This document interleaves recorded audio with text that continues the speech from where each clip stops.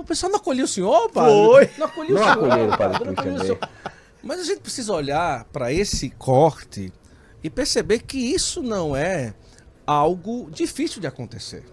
Às vezes, quando chega um sacerdote novo na comunidade, isso Verdade. acontece muito. As pessoas demoram a perceber que ali, por vontade de Deus, está ali um novo sacerdote, né? E isso tem sido a tristeza de muitos sacerdotes, né? Porque se o povo, a gente entende, se o povo sofre porque aquele pastor querido saiu, o padre que está chegando também sofre, porque ele está deixando um rebanho querido. Isso. Então sofre um novo que chega e sofre a paróquia pelo antigo que sai, né? O pessoal tá chegando aí, a Fátima. Fátima, você mandou mensagem? Vamos te responder lá, viu? Sobre a tua assinatura do Halo que você ganhou na última, né? Vamos lá. Eu penso, aproveitar. Leopoldina tá aqui, a Silvia, coloca teu nome aí. Elias, Vanderlei, Natália, Maria Braga, Fátima Rocha, Daniela lá nos Estados Unidos, Natália lá de Baixio. Vamos com a gente, tem Padre Christian hoje, vai ser legal. Estamos ao vivo, 10h50, hein? Aqui a oportunidade, a vida do padre, ela é uma vida peculiar, não é? De doação, de consagração, mas temos que lembrar que é um homem que ali está. Deus não ordenou anjos e mandaram para as paróquias. São homens como as pessoas que estão ali naquela paróquia. E muitas vezes, o que tem acontecido na vida de muitos padres é que a solidão tem desanimado o sacerdote do ministério. Porque o padre não casar não significa que ele é um homem solitário. Isso. Não é? Eu lembro perfeitamente de Dom Luciano, arcebispo de Mariana, quando pregava um retiro para nós seminaristas, ele deixava muito claro, o padre não é um solteirão. Ele falava muito sobre isso, não é? Olha aí, o padre não é um solteirão. Não aqui falando nada contra os solteirões, Claro. mas ele falava o quê? Não é que o padre, as pessoas perguntam, né? Ah, por que o padre não se casa? Quer dizer, eles perguntam o negativo. Na verdade, não é um negativo, é um positivo maior. O padre não se casa com um para ser de todos. O padre não é pai de um para ser de todos. Então, aproveitando a questão, as nossas paróquias precisam ter o tempo de Deus, que eu chamo de tempo cairótico, né? Deixar as coisas acontecerem. Nós que somos cristãos, que somos católicos, nós acreditamos que Deus age. A graça de Deus age. E nós sabemos que existem padres e padres. Meu bispo mesmo, Dom José Carlos, foi agora transferido para Montes Claros. Quero mandar um abraço aí para Montes Claros e dizer que vocês ganharam um presente, viu? Vocês ganharam Nessa época, realmente, o bispo dele estava saindo, né? Mas agora já tem outro bispo. muito mais que um bispo. Vocês ganharam um pai, um amigo, um pastor. Dom José falava para o clero de Divinópolis que ele não conhece ninguém lá, que ele está indo como realmente tendo a experiência do zero. Em pouco tempo as pessoas vão saber o grande presente que elas ganharam. E Divinópolis, que é a minha diocese, estamos esperando também um grande presente de Agora já tem um bispo. Deus, né? Mas Dom José falava sobre isso, que além das outras atribuições do bispo, o bispo, ele vai encaixando os padres nas diversas paróquias. E o Dom José falava que é uma falta de caridade, vamos falar aqui entre aspas, as paróquias que só querem os melhores padres. Porque existe padres, não vamos falar padres melhores e piores. Tem padres Cada que um têm tem mais seu jeito, né? facilidade em certa área. Sim. Uns são melhores oradores, outros são melhores construtores, outros são melhores administradores, etc. Tem padre que tem dificuldade nessas três áreas, mas são excelentes confessores. Aconselhador. Fica o tempo todo. Então a paróquia ela tem que se abrir assim, ó, não é se concentrar. Aconselhadores, eu falei. Nossa Senhora. Conselheiros, né? Não sei de onde eu tirei essa palavra que nem existe. Vixe, Jesus. Apenas nas qualidades do que foi, mas nas capacidades do que chegou, que pode não ser as mesmas, mas se o padre ele é acolhido, amado e cuidado, num curto espaço de tempo, ele se transforma num bom pastor, né? O que a gente nota muito entre nós padres é uma solidão do sacerdote.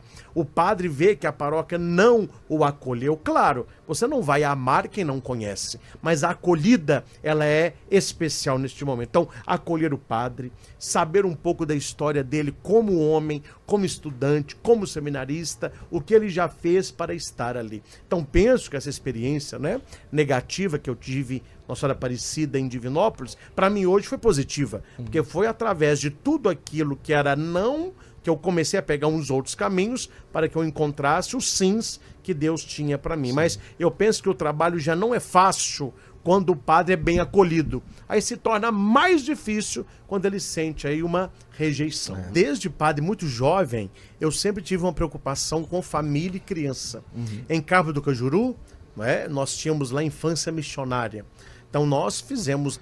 Nossa, infância missionária. Durante os anos que eu fiquei em Cajuru, foram 4 infâncias missionárias, uma por ano. Nós saímos na rua lá para desfilar com 3.000, 4.000 crianças. Eu fui da infância missionária. Né, Você cantar o hino também. Sabe? Já Somos sabe? da infância missionária. Não, o outro. Qual que é o outro? Vida abundante. Não era esse o hino lá da infância missionária? Ao mundo ofereço, quero eles cantavam isso na reunião dos coordenadores. Isso. Com as crianças, não era isso. Sim, não. mas vai lá. Mas aí eu mexi com criança missionária, etc.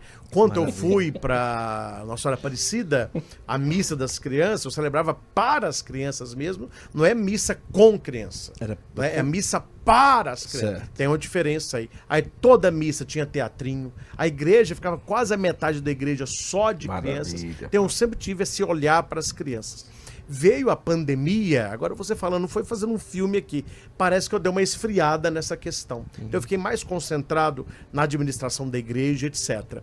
Vindo agora os meus sobrinhos, aí despertou aquela questão da própria paternidade. Isso. Porque o meu nome é Christian Shankar de Oliveira Lima. O Samuel, que é meu irmão, Samuel de Oliveira Lima. E meu irmão, ele é um mistério, né? Ele ama muito, mas ele não é de expressar, de falar. E ele tem a maneira dele, entendeu? Aí a gente tem que aprender a ler nas entrelinhas. E o Samuel, muito no jeitão dele, né?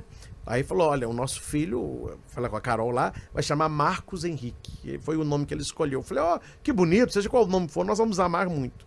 Aí o Marcos Henrique nasceu, o Samuel me entrega a certidão de nascimento. Lá, Cristo, olha aí, eu sou muito voado, eu olhei, tá bom. Falou, não, leia. Ele viu que eu não vi. Não, leia. Aí quando eu li, tava Marcos Henrique Shankar. Nossa. É. Ele não tem no dele. Não. Ele falou assim, por que eu pus Shankar? Porque eu sei a loucura que você tem com criança e a loucura que você tem de ter um filho, não é? Essa é a minha dificuldade de ser padre, eu não, que eu queria um neném. Falou, então, é nosso aí, ó. Vou colocar Shankar, que você ajuda a cuidar. E o menino se afeiçoou a mim mesmo. É Deus no céu e o Dinho dele na terra, né? O Dinho. Agora veio a Maria Clara. Quando eu leio Maria Clara, Shankar. Ele colocou também. Quer dizer, o jeito dele expressar, né, a minha convivência com eles, a minha amizade. Tem um relacionamento maravilhoso com a Carol, que é a mãe, né? Que ela fala que eu só tenho um irmão que ela não tem. Ela só tem irmãs, né? E agora no santuário Nossa Senhora Frei Galvão, nós temos trabalhado nos domingos as crianças. Eu tenho feito o pãozinho do padre, as crianças que não podem comungar depois da missa recebem um pãozinho bento. Aí eu tive a ideia de levar desenhos para eles colorirem com o tema da missa. Eles levam numa missa e entregam na outra. Aí eu não paro, né? Aí já fizemos para a criança a pasta. Junto com a pasta vem as folhas. Já vem uma caixinha de giz de cera. E isso foi multiplicando. Porque eram 10 crianças, passou para frente. Hoje quase que não cabe no altar. Mas, resumindo tudo, eu estou contando essa história para você entender uma coisa. Eu estou notando realmente que, como sobrinhos, eu tenho ficado um pouco mais sensível com as crianças. Porque o maior dom que a criança tem, no meu ponto de vista, é a pureza. Tanto que eu peguei lá na escola as turmas maiores, mas eu nunca largo os menores. O padre dá aula numa escola muito boa lá em Minas Gerais. E a Escola do Espírito Santo, eu acho, Divino Espírito Santo. Muito boa.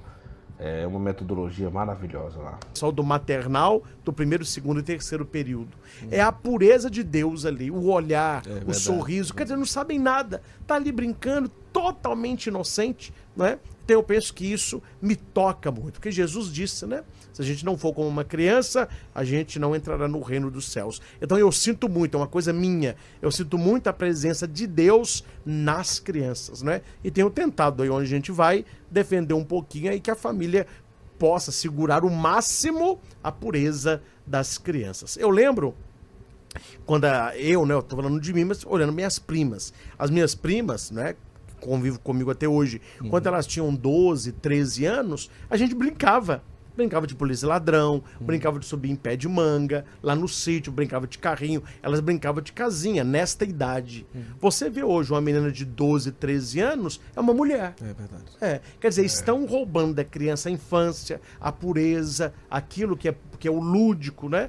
Então isso aí mexe muito comigo, porque eu tive uma infância muito abençoada. Eu fui criança há muito tempo, né? Quer dizer, era um tempo que a gente se estendia. Mas realmente, com os meus sobrinhos, a gente tem ficado um pouco, se não muito, emotivo, né? É.